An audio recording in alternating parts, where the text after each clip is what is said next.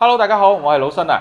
今日我嚟到中山東區水雲軒呢度睇一套281方嘅大單位，即係接近3000尺。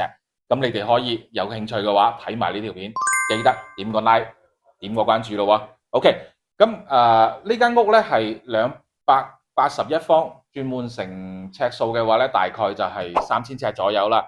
咁而且佢係一間5房3個套間，咁有一個書房，有個工人房，咁係非常之闊落嘅。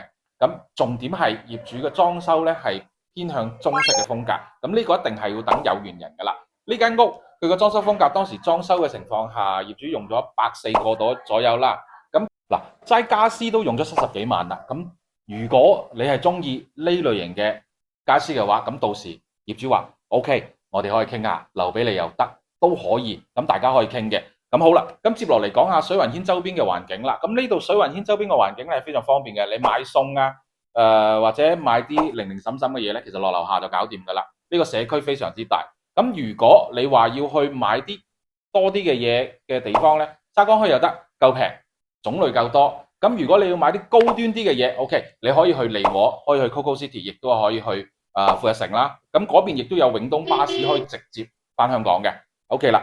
咁呢間屋接落嚟，我哋就講下，帶大家睇下呢間屋嘅情況。咁首先我哋去客廳睇睇佢究竟有幾豪華。OK， 嗱，啱啱喺咁大嘅陽台入邊，同大家介紹咗水雲軒周邊嘅情況。呢度足足有接近60幾70個方嘅，咁仲有部分咧間咗做個雜物間。嗱，而家就行入嚟睇睇呢間屋佢嘅客廳究竟家私係點樣。其實裝修就一定係偏中式噶啦。咁你睇翻呢邊呢個位。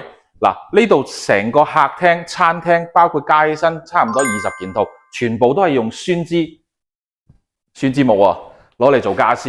咁你睇得到幾大氣啊，係嘛？你好多別墅都唔一定可以擺得落，呢間281方就可以擺低晒所有嘢。嗱，呢啲全部都係酸枝，睇得到嘅。啊，包括餐廳呢邊亦都係一樣，8張凳加個圓台。你一求其響淘寶去搜一搜啊，買張圓台加幾張凳，佢可能都收你1萬幾千。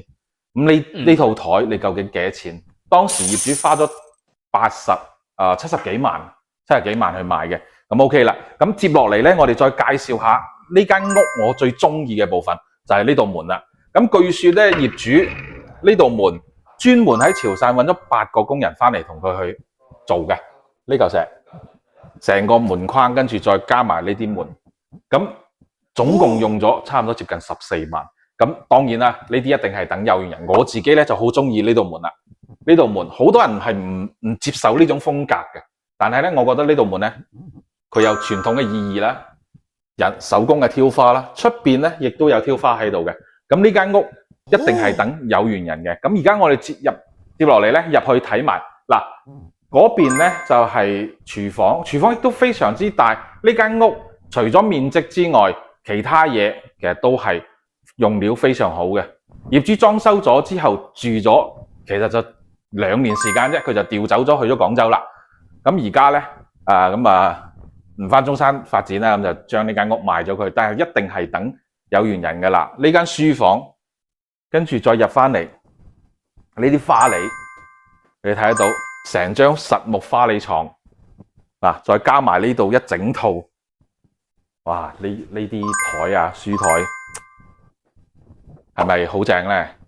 你哋覺得點樣啊？呢套係咪啊？嗱，咁樣嘅情況下，呢間屋喺呢邊，業主而家好誠意咁出售嘅。咁如果你哋有興趣嘅話，或者你哋中意呢種風格，中意呢啲木製嘅家具嘅話咧 ，OK， 記得。點個 like 同我講一講，而且可以翻過嚟揾我，我帶你哋過嚟現場睇一睇。OK， 我係老新，今期就到呢度啦。咁我哋下期再帶大家去睇其他豪宅或者筍盤。OK， 就咁先啦，拜拜。